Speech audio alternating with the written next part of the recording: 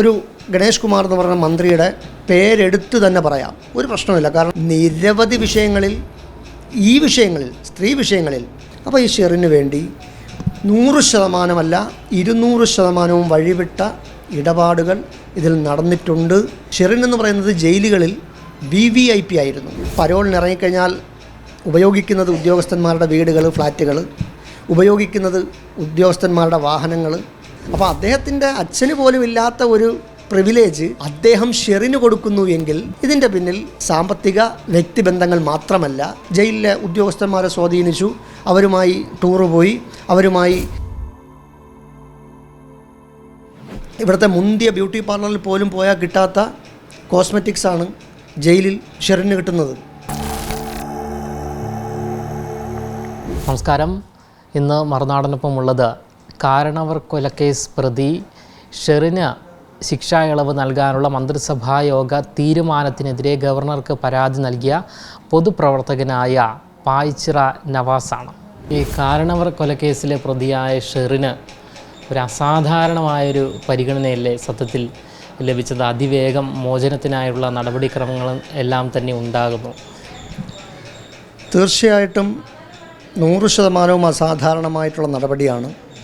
കാരണം കേരളത്തിലെ ഹൈക്കോടതിയിൽ ഉൾപ്പെടെ, സുപ്രീം കോടതിയിൽ ഉൾപ്പെടെ കേരളത്തിലെ തടവുകാർ നിരവധി പേർ പരോള് കിട്ടാതെയും അതുപോലെ ശിക്ഷാ ഇളവ് കിട്ടാതെയും കോടതിയെ സമീപിച്ചിരിക്കുമ്പോൾ, വർഷങ്ങളായി കോടതിയെ സമീപിച്ചിരിക്കുമ്പോൾ, ഈ ഷെറിൻ എന്ന് പറയുന്ന 40 വയസ്സുള്ള ഒരു സ്ത്രീക്ക് ഈ പരോള്, ഈ ശിക്ഷാ ഇളവ് കൊടുക്കുക എന്ന് പറയുന്നത് മന്ത്രിസഭ എടുത്ത തീരുമാനമാണ്. അത് ഒരു പ്രത്യേകതരം ഘടകകക്ഷിയിലെ ഒരു പ്രത്യേകതരം മന്ത്രി മുൻകൈ എടുത്തുകൊണ്ട് ചെയ്തതാണ് എന്ന് ഇപ്പോൾ വാർത്തകൾ വരുന്നുണ്ട്. അതിൻ്റെ വസ്തുത നമുക്കറിയത്തില്ല. അപ്പോൾ മന്ത്രിസഭാ യോഗം അങ്ങനെ തീരുമാനം എടുക്കുമ്പോൾ ഈ പ്രതി എന്ന് പറയുന്നത് 3 ജീവപര്യന്തം ശിക്ഷ അനുഭവിച്ച പ്രതിയാണ്. ഈ കാരണവർ കൊലക്കേസിൽ തന്നെ മറ്റ് 3 പ്രതികൾ, പുരുഷന്മാരായ മറ്റ് 3 പ്രതികൾ ഇപ്പോഴും പൂജപ്പുര സെൻട്രൽ ജയിലിൽ കിടക്കുകയാണ്. അപ്പോൾ ഇവർക്ക് ജാമ്യമില്ല. അതായത് 2, 3, 4 പ്രതികൾക്ക് യാതൊരു ശിക്ഷാ ഇളവുമില്ല. 1-ാം പ്രതിയായ ഷെറിൻ, അതിൽ ജയിൽ റിപ്പോർട്ടുകളൊക്കെ പ്രതികൂലമാണ്, ഷെറിന് അനുകൂലമല്ല. നിരവധി പ്രശ്നങ്ങളുണ്ടായിട്ടുണ്ട്, ജയിൽ മാറ്റമുണ്ടാക്കിയിട്ടുണ്ട്, പ്രശ്നക്കാരി ആയതുകൊണ്ട് ജയിൽ മാറ്റിയിട്ടുണ്ട്, വീണ്ടും സ്വാധീനം ഉപയോഗിച്ച് ഇവിടെ വന്നിട്ടുണ്ട്, ഉദ്യോഗസ്ഥന്മാരെ സ്വാധീനിച്ചു എന്ന് പറഞ്ഞിട്ട് വാർത്തകളുണ്ട്. ഇതെല്ലാം റിപ്പോർട്ടാണ്, വാർത്തകളല്ല, ജയിൽ റിപ്പോർട്ടാണ്. അപ്പോൾ ഇത്രയും സീരിയസ് മാറ്റർ ഉള്ള ഒരാളിന് ഇതെല്ലാം മറികടന്നുകൊണ്ട് നല്ല നടപ്പിന് വേണ്ടി കൊടുക്കുന്നു എന്ന് പറയുമ്പോൾ, ശിക്ഷാ ഇളവ് കൊടുക്കുന്നു എന്ന് പറയുമ്പോൾ അതിൽ കൃത്യമായ ഒരു ഗൂഢാലോചനയുണ്ട്. നിയമ നടപടികളും ക്രമങ്ങളുമൊക്കെ ചട്ടവും മാനദണ്ഡങ്ങളുമൊക്കെ ലംഘിച്ചുകൊണ്ട് തന്നെയാണ് ഇത് കൊടുത്തിരിക്കുന്നത്. ഇത് അതുകൂടാതെ ഈ 1 മാസത്തിനിടയിലാണ് ഈ മന്ത്രിസഭയിൽ ഈ ശുപാർശയടക്കം എത്തിയിരിക്കുന്നത്. അപ്പോൾ ആഭ്യന്തര വകുപ്പിൽ ഇത് എത്തുന്നു, അതിന് ശേഷം അതിവേഗത്തിൽ ഈ ഒരു സംഭവം. തീർച്ചയായിട്ടും നിങ്ങൾ ചോദിച്ച ചോദ്യം വളരെ പ്രസക്തമാണ്. അതാണ് ഞാൻ ആദ്യം തുടക്കത്തിൽ തന്നെ പറഞ്ഞത്. ആയിരക്കണക്കിന് അപേക്ഷകൾ തൻ്റെ മക്കളെ, തൻ്റെ ഭർത്താവിനെ, തൻ്റെ പിതാവിനെ ഒന്ന് കാണാൻ, ഒന്ന് പരോൾ അനുവദിക്കാൻ. ഇവിടെ നമുക്ക് തന്നെ അറിയാം, പല നേതാക്കന്മാർ, രാഷ്ട്രീയ നേതാക്കന്മാരുൾപ്പെടെ ജയിലിൽ കിടക്കുമ്പോൾ അച്ഛനും അമ്മയും മരിച്ചിട്ട് ആ ഡെഡ് ബോഡി പോലും കാണാൻ പറ്റാത്ത അവസരങ്ങളുണ്ട്. സ്വന്തം മകളുടെ കല്യാണത്തിന് പങ്കെടുക്കാൻ പറ്റാതെ, ഒരു പരോൾ പോലും കിട്ടാതെ 100 കണക്കിന് ആൾക്കാർ കേരളത്തിൻ്റെ വിവിധ ജയിലുകളിൽ കഴിയുന്നുണ്ട്.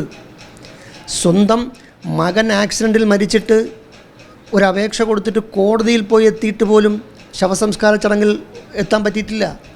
അപ്പോൾ അങ്ങനെയുള്ള സാഹചര്യങ്ങൾ കേരളത്തിലാണ് നിലവിലിരിക്കുന്നത്. ഈ ഉപദേശക സമിതി എന്ന് പറയുന്നത്, ജയിൽ ഉപദേശക സമിതി, ഇതിൻ്റെ അന്വേഷണം കൃത്യമായി നടന്നാൽ ആഭ്യന്തര വകുപ്പിനും ജയിൽ ഉപദേശക സമിതിക്കും കൃത്യമായി മറുപടി പറയേണ്ടി വരും. കാരണം നല്ല നടപ്പെന്ന് പറയുന്നത്, എങ്ങനെയാണ് നല്ല നടപ്പ് ഇവർ തീരുമാനിച്ചത്? ഈ പ്രതി മാത്രം, ഈ ഷെറിൻ എന്ന് പറയുന്ന ഈ ലേഡി പ്രതി മാത്രം, ഈ വനിതാ പ്രതി മാത്രം നല്ല നടപ്പ് ആവുമെന്നാണോ പറയുന്നത്? ഇത്രയും ക്രിമിനൽ ബുദ്ധിയുള്ള കോടതി, ഒരു ജീവപര്യന്തമല്ല, കോടതി 3 ജീവപര്യന്തമാണ് ശിക്ഷിച്ചിരിക്കുന്നത്. അതായത് 14 14 28 42 വർഷം ശിക്ഷിച്ച പ്രതിയാണ്. അത് ശിക്ഷ ഒരുമിച്ച് അനുഭവിച്ചാൽ മതി. ഈ 42 വർഷം ശിക്ഷിക്കണമെങ്കിൽ ആ പ്രതി ഇനി ഒരിക്കലും മാനസാന്തരപ്പെടാൻ വഴി ഇല്ല, മാനസാന്തരപ്പെടില്ല എന്ന് കോടതിക്ക് ബോധ്യപ്പെട്ടതിൻ്റെ അടിസ്ഥാനത്തിലല്ലേ. അപ്പോൾ ആ 14 വർഷം തികഞ്ഞു. 14 വർഷം തികഞ്ഞപ്പോൾ അതിൻ്റെ കാര്യം പറഞ്ഞുകൊണ്ടാണ് ജയിൽ മോചിപ്പിക്കാൻ പോകുന്നത്, ശിക്ഷ ഇളവ് കൊടുക്കാൻ പോകുന്നത്. ഇവിടെ നമുക്കറിയാമല്ലോ, ഇവിടെ വിദേശികളായ ആൾക്കാർ ഇവിടെ വന്ന് ശിക്ഷ ഇളവ് കൊടുത്ത് പരോളിനിറക്കി. ഇന്നും പ്രതികളെ കിട്ടിയിട്ടില്ല. അവർ പോയി. ഇന്നലെ തന്നെ ഡൽഹിയിലൊരു വാർത്ത നമ്മൾ കണ്ടു. കോടതിയിൽ പാസ്പോർട്ട് സറണ്ടർ ചെയ്തിരിക്കുന്ന ഒരു പ്രതി, രാജ്യദ്രോഹം ഉൾപ്പെടെ ചെയ്ത ഒരു ജീവപര്യന്തം ശിക്ഷിച്ചിരിക്കുന്ന ജാമ്യത്തിലിറങ്ങിയ ഒരു പ്രതി കോടതിയിൽ അദ്ദേഹത്തിൻ്റെ പാസ്പോർട്ട് ഇരിക്കുകയാണ്. അദ്ദേഹം ഇപ്പോൾ അമേരിക്കയിലാണ്. അപ്പോൾ അങ്ങനെയുള്ളൊരു സാഹചര്യത്തിൽ എന്ത് ഗ്യാരണ്ടിയുടെ അടിസ്ഥാനത്തിലാണ് ഈ ഷെറിനെ മാനസാന്തരം വന്നു എന്ന് പറയുന്നത്? ചെന്താമര, ഉദാഹരണം ചെന്താമര നമുക്കെടുക്കാം. ആദ്യം ഒരാളിനെ കൊന്നു. കോടതിയിൽ വാദിച്ചത് എന്താണ്? അസുഖമുണ്ട്, അമ്മയും അച്ഛനെ നോക്കണം, മക്കൾ ഒറ്റയ്ക്കായിപ്പോയി, സാഹചര്യങ്ങളും സാമൂഹിക നന്മ ഓർത്തുകൊണ്ട് എനിക്ക് ജീവിക്കണം എന്ന് പറഞ്ഞതിനാണ് അദ്ദേഹത്തിൻ്റെ അദ്ദേഹത്തിൻ്റെ ജാമ്യം കൊടുത്തത്. ജാമ്യം കൊടുത്ത് ഇറങ്ങിയതിന് ശേഷം അദ്ദേഹം മാനസാന്തരമായോ? അദ്ദേഹത്തിനൊരു മാറ്റം വന്നോ? അദ്ദേഹം വീണ്ടും പകയും ക്രിമിനൽ സ്വഭാവവും കൂടി വീണ്ടും കൊന്നില്ലേ? 2 പേരെ കൊന്നില്ലേ? ഒരാളിനെ കഴിഞ്ഞിപ്പോൾ 2 പേരായില്ലേ? അപ്പം 3 കൊലപാതകം ചെയ്തില്ലേ? എവിടെയാണ് അയാൾ മാനസാന്തരപ്പെട്ടത്? അപ്പോൾ ഇതൊക്കെ ഒരു രാഷ്ട്രീയ നാടകമാണ്. ഈ ഷെറിൻ്റെ പിന്നിൽ ഇപ്പോൾ തന്നെ ഒരു ഗണേഷ് കുമാർ എന്ന് പറഞ്ഞ മന്ത്രിയുടെ പേരെടുത്ത് തന്നെ പറയാം, ഒരു പ്രശ്നമില്ല. കാരണം വാർത്താമാധ്യമങ്ങൾ, നിങ്ങളുൾപ്പെടെയുള്ള വാർത്താമാധ്യമങ്ങൾ റിപ്പോർട്ട് ചെയ്ത കാര്യമാണ്, മറുനാടൻ ഉൾപ്പെടെ റിപ്പോർട്ട് ചെയ്ത കാര്യമാണ്. ഒരു മന്ത്രി ഡയറക്റ്റ് ഇടപെട്ടു. ആ മന്ത്രി ആരാ? നിരവധി വിഷയങ്ങളിൽ, ഈ വിഷയങ്ങളിൽ, സ്ത്രീ വിഷയങ്ങളിൽ, നിരവധി വിഷയങ്ങളിൽ സ്വന്തം ഭാര്യ തന്നെ ലക്ഷോപലക്ഷം ജനങ്ങളോട് വന്ന് പബ്ലിക്കായിട്ട് പറഞ്ഞ ഒരു മനുഷ്യനാണ് അദ്ദേഹം. ഇതിലിടപെട്ടു എന്ന് പറയുമ്പോൾ സാധാരണ ഒരു മന്ത്രി ഇടപെടുന്നത് പോലെയല്ല. സംശയങ്ങൾ ജനങ്ങൾക്ക് കൂടുകയാണ്, പൊതുജനങ്ങൾക്ക് സംശയം കൂടുകയാണ്. ഇപ്പോൾ അദ്ദേഹത്തിൻ്റെ സെക്രട്ടറി പ്രദീപാണ് ഇവരെ കൂടെ ജാമ്യ ഇതിൽ ഒപ്പിടാൻ വേണ്ടി സ്റ്റേഷനിൽ പരോളിനിറങ്ങുമ്പോൾ സ്റ്റേഷനിൽ ഒപ്പിടാൻ പോകണമല്ലോ. ഇദ്ദേഹത്തിൻ്റെ സെക്രട്ടറിയാണ് പോകുന്നതെന്ന് പറയുന്നു. ആ സെക്രട്ടറിയും ഇദ്ദേഹത്തിനോടൊപ്പം ഒരുപാട് വിവാദങ്ങളിൽപ്പെട്ട ആളാണ്. അപ്പോൾ ഈ മന്ത്രിയുടെ പേര് വ്യക്തമായിട്ട് ഇപ്പോൾ പറയുന്നുണ്ട്, രഹസ്യമായിട്ടല്ലല്ലോ. ഇപ്പോൾ ഗണേഷ് കുമാർ എന്നുള്ള പേര് പരസ്യമായിരുന്നു. ആദ്യത്തെ ഒരു ദിവസമാണ് ഇതാരാണ് എന്ന് നിഴലിൽ നിൽക്കുന്നത്. അപ്പോൾ എല്ലാ മന്ത്രിമാരെയും സംശയിക്കണം. ഇതിപ്പോൾ വേറെ ആർക്കും ഒരു സംശയമില്ല, ഇന്ന മന്ത്രിയാണ്. ആ മന്ത്രിയെ എതിർത്തൊന്നും പറഞ്ഞിട്ടില്ല. ഒരു മന്ത്രിയെക്കുറിച്ച് പബ്ലിക്കായിട്ടാണ് പറയുന്നത്. എല്ലാ ചാനലുകളും റിപ്പോർട്ട് ചെയ്യുന്നുണ്ട്. ആ മന്ത്രിയുടെ പേരുൾപ്പെടെ, ഓഫീസ് ഉൾപ്പെടെ എല്ലാ കാര്യങ്ങളും പറയുന്നുണ്ട്. അപ്പോൾ ഈ ഷെറിന് വേണ്ടി 100% 200% വഴിവിട്ട ഇടപാടുകൾ ഇതിൽ നടന്നിട്ടുണ്ട് എന്ന് ഉറപ്പാണ്. പിന്നെ ഈ VIP അല്ല, ഷെറിൻ എന്ന് പറയുന്നത് ജയിലുകളിൽ VVIP ആയിരുന്നു. അത് ഈ ഈ ശിക്ഷാ ഇളവ് കിട്ടിയപ്പോൾ പറയുന്ന കാര്യമല്ല. കാലാകാലങ്ങളായി കഴിഞ്ഞ 14 വർഷമായി ഷെറിൻ ജയിലിൽ കിടന്ന ആ സമയം മുഴുവൻ ഷെറിന് എതിരായിട്ടുള്ള റിപ്പോർട്ടുകൾ പലതും ജയിൽ വകുപ്പിൻ്റെ കയ്യിലുണ്ടായിരുന്നു. ആ ജയിൽ വകുപ്പിൻ്റെ റിപ്പോർട്ടുകളെല്ലാം മറികടന്നുകൊണ്ട്, അതിനെല്ലാം അവഗണിച്ചുകൊണ്ട് സാധുക്കളായ ഒരു 5, 6, 7, 8 വർഷം വരെ ശിക്ഷിച്ച പ്രതികളുണ്ട്. അതായത് സാഹചര്യങ്ങളുടെ ആ ഒരു സമ്മർദ്ദത്തിൽ വഴിപ്പെട്ട് ചിലപ്പോൾ ചെയ്തു പോകുന്ന കുറ്റവാളികളുണ്ട്. അവരെല്ലാം കോടതിയിലുൾപ്പെടെ, ഹൈക്കോടതിയിലുൾപ്പെടെ ഒരു പരോളിന് വേണ്ടിയും ഒരു ശിക്ഷാ ഇളവിന് വേണ്ടിയും ആയിരക്കണക്കിന് അപേക്ഷകളും കേസുകളും ഫയൽ ചെയ്തേക്കുക. അവർക്കൊന്നുമില്ലാതെ ഒരപേക്ഷ പോലും കൊടുത്തിട്ടില്ല. സ്വാധീനമുണ്ട് എന്നാണ് അർത്ഥം. 110% സ്വാധീനമാണ്. ഷെറിൻ്റെ സ്വാധീനം ചില്ലറ സ്വാധീനമല്ല എന്നുള്ളത് മാധ്യമപ്രവർത്തകർക്കറിയാം, കേരളത്തിലെ സാധാരണ പൊതുപ്രവർത്തകർക്കറിയാം, ജനങ്ങൾക്കറിയാം. ഷെറിൻ എന്ന് പറയുന്നത് ഇപ്പോൾ ഈ നമ്മുടെ നെയ്യാറ്റിൻകരയിലെ ഗ്രീഷ്മയെ പോലെയൊന്നും അങ്ങനെ അത്ര സ്വാധീനക്കുറവുള്ള വ്യക്തിയൊന്നുമല്ല. ഗ്രീഷ്മ ഇപ്പോൾ കയറിയതേ ഉള്ളൂ. ഇനി ചിലപ്പോൾ ഓട്ടോമാറ്റിക്കായിട്ട് ചിലപ്പോൾ സ്വാധീനത്തിലേക്ക് കടന്നു വരാം. കാരണം സ്ത്രീക്ക് അങ്ങനൊരു പ്രത്യേകതയുണ്ട്. പുരുഷ പ്രതികൾക്കില്ലാത്ത, പുരുഷ തടവുകാർക്കില്ലാത്ത വലിയ സ്വാധീനവും വലിയ പ്രത്യേകതയും വലിയ സ്വീകാര്യതയും വലിയ ഉദ്യോഗസ്ഥരുമായിട്ടുള്ള കണക്ഷൻസും പരോളിന് ഇറങ്ങിക്കഴിഞ്ഞാൽ ഉപയോഗിക്കുന്നത് ഉദ്യോഗസ്ഥന്മാരുടെ വീടുകൾ, ഫ്ലാറ്റുകൾ, ഉപയോഗിക്കുന്നത് ഉദ്യോഗസ്ഥന്മാരുടെ വാഹനങ്ങൾ, അതുപോലെ സ്വാധീനം ഉപയോഗിക്കുന്നത് പല സ്ഥലങ്ങളിലും പോയി ഈ ഉദ്യോഗസ്ഥരുടെ പേര് പറയുന്നു. അതും 2-3 സ്റ്റാറുള്ള പോലീസ് ഉദ്യോഗസ്ഥരുടെ പേരാണ് പറയുന്നത്. ഇതെല്ലാം വാർത്തയിൽ വന്നിട്ടുള്ളതും ഔദ്യോഗികമായ റിപ്പോർട്ടുകളിലുള്ളതുമാണ്. അതുകൊണ്ടാണ് ഇങ്ങനെ റിപ്പോർട്ടുകൾ ഉദ്യോഗസ്ഥന്മാരുമായി അമിതമായ ഒരു ബന്ധമുണ്ട് എന്നുള്ളതിൻ്റെ പേരിലാണ് ഇവിടെ നിന്ന് ജയിൽ മാറ്റിയത്. ജയിൽ മാറ്റിയിട്ട് എവിടെ പോയി? തിരിച്ച് വീണ്ടും അതേ ജയിലിൽ തന്നെ തിരിച്ചു വന്നു. അപ്പോൾ അങ്ങനെയുള്ള ഒരു പ്രതിക്ക് ഒരു മന്ത്രിസഭാ യോഗത്തിൽ ഇങ്ങനൊരു അഭിപ്രായം പറയുന്നു. മന്ത്രിസഭ എല്ലാവരും കൈയടിച്ചതിനെ പ്രോത്സാഹിപ്പിക്കുന്നു, അതിനെ സമ്മതിക്കുന്നു, അത് ഔദ്യോഗികമായി തന്നെ രേഖപ്പെടുത്തുന്നു. ആരാണ് ഷെറിൻ? ഷെറിൻ രാഷ്ട്രീയ കൊലപാതക കേസിൽ ജയിലിലായ വ്യക്തിയാണോ? CPM വേണ്ടി ഒരു കോൺഗ്രസ്സുകാരനെയോ BJPക്കാരനെയോ കൊന്ന കേസിലെ പ്രതിയാണോ ഷെറിൻ? ഷെറിൻ കേരള കോൺഗ്രസ് ബാലകൃഷ്ണപിള്ളയുടെ പാർട്ടിക്ക് വേണ്ടി ആരെങ്കിലും കൊന്ന ആളാണോ? ഷെറിൻ ഇവിടുത്തെ CMPക്ക് വേണ്ടിയോ കോൺഗ്രസ്സിന് വേണ്ടിയോ ഏതെങ്കിലും ഒരു രാഷ്ട്രീയ പ്രതിയോഗിക്ക് വേണ്ടി കൊന്ന ആളാണോ? ഈ ഗണേഷ് കുമാറിൻ്റെ അച്ഛൻ പോലും ജയിലിൽ കിടന്നപ്പോൾ ജയിലിൽ എന്തെല്ലാം പീഡനങ്ങൾ അനുഭവിച്ചു എന്ന് പറഞ്ഞ് അദ്ദേഹം കഥകൾ എഴുതിയിട്ടുണ്ട്. അദ്ദേഹത്തിൻ്റെ പുസ്തകത്തിൽ തന്നെ ഉണ്ട്.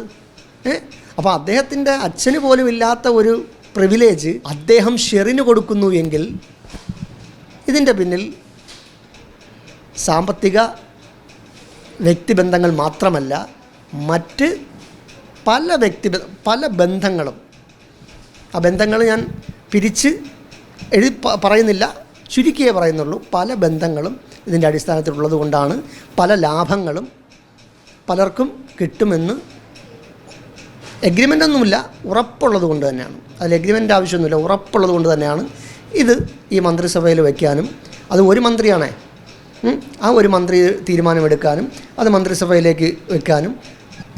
ഇത് നിയമപ്രകാരമല്ല, അത് ഇനിയിപ്പോൾ ഗവർണർ അതിനെ അനുവദിക്കണം. അപ്പോൾ ഗവർണർ അനുവദിക്കാതിരിക്കുന്നതിന് വേണ്ടിയിട്ടും ഗവർണറുടെ ശ്രദ്ധയിൽപ്പെടുത്തുന്നതിന് വേണ്ടിയിട്ടാണ് ഞാൻ പരാതി കൊടുത്തത്. ഞാൻ പരാതിയിൽ പറഞ്ഞിരിക്കുന്നത് ഒരു കാരണവശാലും ശിക്ഷാ ഇളവ് കൊടുക്കരുത്. പിന്നെ ഈ 14 വർഷമായിട്ട് ഷെറിൻ എന്ന് പറയുന്ന വ്യക്തിക്ക് ലഭിച്ച പരോളുകളെക്കുറിച്ചും ജയിലിലെ സൗകര്യങ്ങളെക്കുറിച്ചും ജയിൽ റിപ്പോർട്ടുകൾ തന്നെ ഉണ്ട്, അതുകൂടി പരിശോധിക്കണം എന്നാണ് ഞാൻ പരാതിയിൽ പറഞ്ഞിരിക്കുന്നത്. ഷെറിൻ ചെറിയ മീനല്ല. ഈ ഇത്തരത്തിലുള്ള കൊലപാതകം ചെയ്ത ആൾക്കാർക്ക്, പ്രതികൾക്ക് ഇങ്ങനെയുള്ള ഇളവ് നൽകുന്നതിലൂടെ ഈ പൊതുസമൂഹത്തിന് നൽകുന്ന ഒരു സന്ദേശം എന്ന് പറയുന്നത് വളരെ വലുത് തന്നെയാണ്. തീർച്ചയായിട്ടും. അല്ല, നമുക്കിവിടെ വേറൊരു കാര്യം മനസ്സിലാക്കേണ്ടത്, ഒരു ഇപ്പം കൊടിസുനി ഉൾപ്പെടെയുള്ള ആൾക്കാർക്ക് പരോൾ കൊടുക്കുമ്പോൾ തന്നെ അത് രാഷ്ട്രീയ കൊലപാതകങ്ങളാണ്. അവർക്ക് തന്നെ പരോൾ കൊടുക്കുമ്പോൾ തന്നെ ഒരുപാട് വിവാദങ്ങൾ ഉണ്ടാകാറുണ്ട്, ഒരുപാട് കോലാഹലങ്ങൾ ഉണ്ടാകാറുണ്ട്. അപ്പോൾ അങ്ങനെയുള്ള ആ ഒരു വ്യത്യസ്തമായിട്ടുള്ളൊരു സംഭവമാണിത്. ഇത് അതിനേക്കാളുമൊക്കെ വളരെ വ്യത്യസ്തമായിട്ടുള്ളൊരു സംഭവമാണ്. കാരണം ഷെറിൻ എന്ന് പറയുന്നത് ഒരു വനിതാ കുറ്റവാളിയാണ്, തടവുകാരിയല്ല, വനിതാ കുറ്റവാളിയായി പ്രഖ്യാപിച്ച് 3 ജീവപര്യന്തം 42 വർഷം ശിക്ഷിച്ച് അത് 14 വർഷമാക്കി ചുരുക്കി കോടതി കൊടുത്തതാണ്. ഇതേ കേസിൽ തന്നെയുള്ള ബാസിത്ത് എന്ന് പറയുന്ന ആൾ, നിതിൻ എന്ന് പറയുന്ന വ്യക്തി, 2-3 പ്രതികൾ, 4 പ്രതികൾ ഇപ്പോഴും ജയിലിലാണ്. അപ്പോൾ അവർക്കല്ലേ ആദ്യമായിട്ട് പരോൾ കൊടുക്കേണ്ടത്? അവർക്കല്ലേ ആദ്യമായിട്ട് ശിക്ഷ ഇളവ് കൊടുക്കേണ്ടത്? പുരുഷന്മാരായതുകൊണ്ട് അവർക്ക് അവകാശങ്ങളില്ലേ? അവർക്ക് സ്വാധീനമില്ലേ? അവർക്ക് മാനസാന്തരം വേണ്ടേ? അവർ ജയിൽ ഉദ്യോഗസ്ഥന്മാരുമായിട്ടൊന്നും ബന്ധമില്ല. ഇതുവരെയും നല്ല നടപ്പിന് അവർക്ക് അർഹതയുണ്ട്.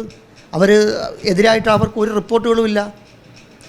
അപ്പോൾ അവർക്ക് കൊടുക്കാമെന്ന് 100% ഇരിക്കെ, അല്ല എങ്കിൽ ഇതൊരു വിഷയം വരത്തില്ലായിരുന്നു. എങ്ങനെ മന്ത്രിസഭ ഈ 4 പേർക്കും കൂടി കൊടുക്കാനുള്ളൊരു തീരുമാനമെടുത്തിരുന്നുവെങ്കിൽ കുറച്ച് പേരുടെ കണ്ണിലെങ്കിലും പൊടിയിടാമായിരുന്നു. പക്ഷേ എറിയാനുള്ള വടി അവർ തന്നെ കൊടുത്തു. അത് 1-ാം പ്രതിക്ക്. 1-ാം പ്രതി എന്ന് 3 ജീവപര്യന്തമുള്ള ആൾ, ഇത്രയും നെഗറ്റീവ് ക്യാരക്ടർ, ഇത്രയും എതിരായിട്ടുള്ള റിപ്പോർട്ടുകളുണ്ട്. ഈ റിപ്പോർട്ടുകൾ ജയിൽ വകുപ്പിൻ്റെ മാത്രമല്ലല്ലോ, ഈ റിപ്പോർട്ടുകളെല്ലാം സർക്കാരിൻ്റെ കയ്യിൽ, ആഭ്യന്തര വകുപ്പിൻ്റെ കയ്യിലിരിക്കുന്നതല്ലേ. ജയിലിലെ ഉദ്യോഗസ്ഥന്മാരെ സ്വാധീനിച്ചു, അവരുമായി ടൂറ് പോയി, അവരുമായി വിദേശയാത്രകൾ നടത്തി, അവരുമായി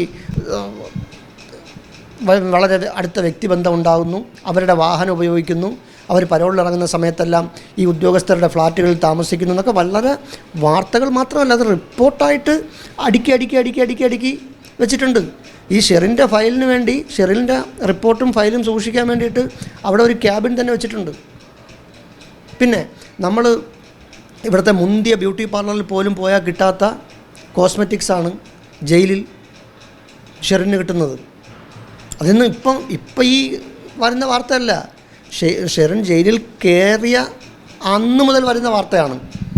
അപ്പം അങ്ങനെയുള്ള ഒരാൾ വീണ്ടും നന്നാവും അല്ലെങ്കിൽ മാനസാന്തരം വരുമെന്നൊക്കെ പറയുന്നത്, ഇത് സർക്കാരിന് മറ്റൊന്നും പറയാനില്ലാത്തത് കൊണ്ടും സർക്കാരിന് അല്ലെങ്കിൽ ഇതിന് മുൻകൈയെടുത്ത മന്ത്രിക്ക് കിട്ടുന്ന എന്താണോ ആ ലാഭം പുറത്തു പറയാൻ പറ്റാത്തത് കൊണ്ടും ഒരു മാനസാന്തരം എന്നൊരു വാക്ക് കൊടുക്കുന്നു എന്ന് മാത്രം. നേരത്തെ നമ്മൾ ഒരു അളവുകോൽ എന്നുള്ള വാക്ക് കണ്ടുപിടിച്ചതുപോലെ ശുംഭൻ എന്നുള്ള വാക്ക് കണ്ടുപിടിച്ചിട്ട് ആ ശുംഭൻ ഇതുവരെ ആരും കണ്ടുപിടിച്ചിട്ടില്ല, പ്രകാശമാണെന്നാണ് അവർ പറഞ്ഞത്.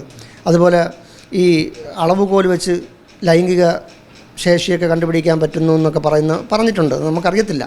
അതുപോലെ തന്നെ ഈ മാനസാന്തരം എന്ന് വെച്ചാൽ എന്താണ്? ഈ പ്രതി ജയിലിൽ നല്ല നടപ്പായിരുന്നോ? ഈ പ്രതിയെക്കുറിച്ച് ഒരു റിപ്പോർട്ടെങ്കിലും, 26ഓളം റിപ്പോർട്ടുണ്ട്, എതിരായിട്ടുള്ള റിപ്പോർട്ടാണ്. ഈ റിപ്പോർട്ടിൽ ഒരു റിപ്പോർട്ട് പോലും അനുകൂലമായിട്ടുണ്ടോ? ഒരു റിപ്പോർട്ട്, 26 റിപ്പോർട്ടുകളിൽ ഒരു റിപ്പോർട്ടെങ്കിലും അനുകൂലമായിട്ടുണ്ടോ? എന്നാൽ ഇവരോടൊപ്പം പിടിച്ച, ഇവർക്ക് വേണ്ടി ആ കൊലപാതകത്തിൽ നേരിട്ട് പങ്കെടുത്ത 3 പുരുഷൻ തടവുകാർ ഇപ്പോഴും ജയിലിലാണ്. അവർക്ക് അവരുടെ അമ്മ മരിച്ചാൽ പോകാൻ കഴിയില്ല, അവരുടെ മക്കളുടെ കല്യാണത്തിന് പോകാൻ കഴിയില്ല, അവർക്ക് ഭാര്യയ്ക്ക് ഒരു അസുഖം വന്നാൽ അവർക്ക് ആശുപത്രിയിൽ പോയവരൊന്ന് കാണാൻ കഴിയില്ല, അവരെ വീട്ടിലൊരു ആവശ്യം വന്നാൽ, അത്യാവശ്യം വന്നാൽ അവർക്ക് പരോളില്ല, അവർക്ക് ശിക്ഷാ ഇളവില്ല. 2, 3, 4 പ്രതികൾ ഇപ്പോഴും യാതൊരു ആനുകൂല്യങ്ങളും കിട്ടാതെ സ്വാഭാവികമായിട്ടുള്ള പരോളുകളോ സ്വാഭാവികമായിട്ടുള്ള ചികിത്സയോ കിട്ടുന്നെങ്കിലേ ഉള്ളൂ. അതുമാത്രം സഹിച്ചുകൊണ്ട് കഴിയുമ്പോൾ ഈ 1-ാം പ്രതിയെ എന്ത് സ്വാധീനത്തിൻ്റെ കീഴിലാണെങ്കിലും അതൊരു നല്ല ഇതല്ല. കാരണം ഇന്നിപ്പോൾ ഇവർ ഇത് ചെയ്യും, നാളെ ചിലപ്പോൾ UDF അല്ലെങ്കിൽ കോൺഗ്രസോ അധികാരത്തിൽ വരുമ്പോൾ അവർ ചെയ്താൽ ഇവർക്കും ചോദ്യം ചെയ്യാൻ കഴിയില്ല. കാരണം മുമ്പ് ഇവർ ചെയ്തിട്ടുണ്ടെന്ന് പറയും. ഇപ്പോൾ ഈ ബ്രൂവറി വിഷയത്തിൽ തന്നെ അവർ പറയുന്നത് എന്താണ്? ഈ പാലക്കാട് ബ്രൂവറി വിഷയത്തിൽ തന്നെ അവർ പറയുന്നത് എന്താണ്? അവർ ചെയ്തതുകൊണ്ട് ഞങ്ങളും ചെയ്യുന്നു. അപ്പോൾ ഇനിയെ വരുന്ന ഏത് ഭരണം വന്നാലും, ഇനിയിപ്പോൾ BJP വന്നാലും കോൺഗ്രസ് വന്നാലും കേരളത്തിൽ അടുത്ത ഭരണം വരുമ്പോൾ വീണ്ടും ഇവരിറക്കും. പിന്നെ ഇവർക്ക് ഇനി പോകാൻ 1 വർഷം സമയമുണ്ട്. ഈ ഇവരുടെ ടൈം പീരീഡ്, പിണറായി വിജയൻ്റെ ടൈം പീരീഡ് കഴിയാൻ 1 വർഷം സമയമുണ്ട്. അടുത്ത മന്ത്രിസഭയിൽ ചിലപ്പോൾ അടുത്ത തടവുകാരെ വയ്ക്കും, അടുത്തൊരാളിന് ഇളവ് കൊടുക്കും. ഇതൊരു കീഴ്വഴക്കമായി പോകും. അപ്പോൾ ഇതിന് ഉചിതമായ തീരുമാനമെടുക്കേണ്ടത് ഗവർണറാണ്. ഗവർണർക്ക് വിശദമായിട്ടുള്ള പരാതി, ഇതിൻ്റെ A to Z കാര്യങ്ങളും നിയമപരമായ കാര്യങ്ങളും ഇതിൻ്റെ ഏതെല്ലാം ചട്ടങ്ങളും മാർഗ്ഗനിർദ്ദേശങ്ങളുമാണ് ലംഘിച്ചതെന്നുള്ളതിൻ്റെ ഫുൾ ഡീറ്റെയിൽസ് വെച്ചിട്ടാണ് ഞാൻ പരാതി കൊടുത്തിരിക്കുന്നത്. എൻ്റെ പരാതിയിൽ ഈ ശിക്ഷാ ഇളവ് കൊടുക്കരുത് എന്ന് മാത്രമല്ല, ഇത്രയും നാൾ കിട്ടിയ, ഈ 14 വർഷവും കിട്ടിയ അനധികൃതമായ സുഖസൗകര്യങ്ങളും പരോളുകളെയും കുറിച്ച് അന്വേഷണം നടത്താൻ ഒരു ഏജൻസിയെ ചുമതലപ്പെടുത്തണം. കാരണം ഇതിൽ നമ്മുടെ കൊടുക്കുന്ന പരാതിയിൽ ഒരു തീരുമാനം ആയില്ല എങ്കിലും ഇത് രാജ്ഭവനിൽ ഒരു ഫയലായിട്ട് അവിടെ ഉണ്ടാവും. നാളെ നമുക്ക് 1 മാസമോ 2 മാസമോ കഴിഞ്ഞാലും ഒരു വിവരാവകാശ പ്രകാരമാണെങ്കിൽ നമുക്ക് ഒരു അപേക്ഷ ഇട്ടിട്ട് ഞാൻ കൊടുത്ത പരാതിയിൽ എന്തായി എന്ന് നമുക്ക് ചോദിക്കാം. നാളെ ഈ ഷെറിന് മാനസാന്തരപ്പെടാതെ ഷെറിൻ മറ്റേതെങ്കിലും ഒരു കേസിൽ പെട്ടാൽ ഈ കൊടുത്ത ആൾക്കാർ, മാനസാന്തരം എന്ന് പറഞ്ഞ ആൾക്കാർ സമാധാനം പറയേണ്ടി വരും. കാരണം ഒരു കുറ്റവാളിയല്ല, ഇനി രക്ഷപ്പെടാൻ പോവുകയാണ്, നന്നാവാൻ പോവുകയാണ്, ആത്മീയമായിട്ടും മാനസാന്തരപരമായിട്ടൊക്കെ വലിയ മാറ്റങ്ങൾ വന്നു, ഇനി സാമൂഹ്യ നന്മയ്ക്ക് വേണ്ടി പ്രവർത്തിക്കാൻ വേണ്ടി പോവുകയാണെന്ന് പറഞ്ഞ് ഇവരാണ് ഇറക്കി വിടുന്നത്. ഷെറിൻ പോലും പറയുന്നില്ല എനിക്ക് മാനസാന്തരം വന്നുവെന്ന് ഷെറിൻ പോലും പറയുന്നില്ല. ഉപദേശക സമിതിയാണ് പറയുന്നത് ഷെറിന് മാനസാന്തരം വന്നു. ഈ മാനസാന്തരം എന്ന സാധനമൊക്കെ പാർട്ടി ഓഫീസിൽ നിന്നൊക്കെ വാങ്ങിക്കാൻ കിട്ടുന്ന സാധനമാണെന്ന് നമുക്കറിയത്തില്ല, എന്താണെന്ന് തീരുമാനിക്കട്ടെ. കാരണം ഇതിൻ്റെ പിന്നിൽ പലരും ചിലപ്പോൾ കോടതിയിൽ പോകാൻ സാധ്യതയുണ്ട്. കാരണം കോടതിയിൽ പരോളിനൊക്കെ വേണ്ടിയിട്ട് അപേക്ഷകൾ കൊടുത്തിട്ട് ശിക്ഷാ ഇളവ് കൊടുത്തിട്ടൊക്കെ എത്രയോ മാസങ്ങളായി വർഷങ്ങളായി കാത്തു കിടക്കുന്ന ആൾക്കാരുണ്ട്. അപ്പോൾ അതൊക്കെ ഉപദേശക സമിതിയൊക്കെ കാണണ്ടേ. അതുപോലെ ഹൈക്കോടതിയിൽ നിന്ന് എത്രയോ നോട്ടീസുകൾ ചീഫ് സെക്രട്ടറിക്കും ആഭ്യന്തര വകുപ്പിനൊക്കെ വന്നിട്ടുണ്ട്. ഹോം ഡിപ്പാർട്ട്മെൻറ്റിന് എത്രയോ നോട്ടീസുകൾ വന്നിട്ടുണ്ട്. അതായത് ഇന്ന പ്രതിക്ക് ശിക്ഷ ഇളവ് കൊടുക്കാമോ? ഇവർ മറുപടി പോലും കൊടുത്തിട്ടില്ലല്ലോ. ഇവർ ഏതെങ്കിലും പോലീസ് സ്റ്റേഷനിൽ വിട്ടിട്ട് ആ പോലീസ് സ്റ്റേഷനിൽ നിന്ന് ഓപ്പോസിറ്റായിട്ടുള്ള റിപ്പോർട്ട് വാങ്ങിച്ച് കൊടുക്കുകയാണ്. അതോടുകൂടി തീർന്നു. ആ പ്രതിക്ക് പിന്നെ ജീവിതകാലം മുഴുവൻ പരോൾ കിട്ടത്തില്ല, ശിക്ഷ ഇളവും കിട്ടത്തില്ല. കാരണം പോലീസിൻ്റെ റിപ്പോർട്ട് ദമാസ്കസിൻ്റെ വാള് പോലെ പോലീസിൻ്റെ റിപ്പോർട്ടാണ്. ഒരു റിപ്പോർട്ട് മതി അവന് ജീവിതകാലം മുഴുവൻ അവന് അത് കാണിക്കും. പോലീസിനാണ് റിപ്പോർട്ട് കൊടുക്കുന്നത്. ഈ ഷെറിന് വേണ്ടി പോലീസ് റിപ്പോർട്ട് കൊടുത്തിട്ടുണ്ടെങ്കിൽ ആ പോലീസുകാർ സമാധാനം പറയേണ്ടി വരും.